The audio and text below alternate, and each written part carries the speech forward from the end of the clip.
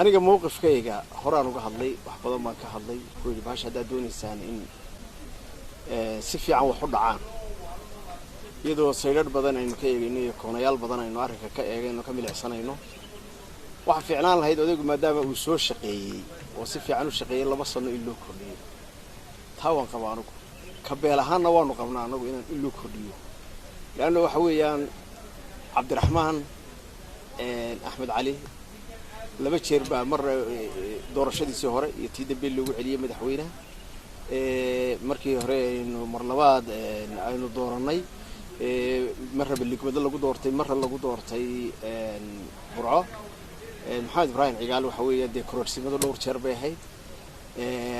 daahir yaale 3 jeer bay ahayd annagu ka beelahaan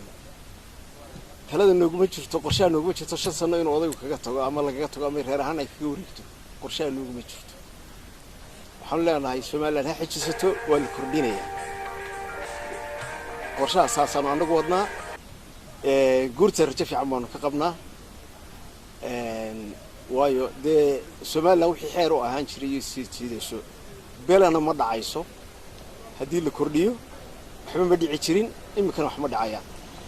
cidii ka leexisay wadadii hore ay wax ahaan jireen yaa marka cid loo kordhiyo cid taada joogi meysana iyada og meeshay wax ku wado iyo sidoo wax u wadayso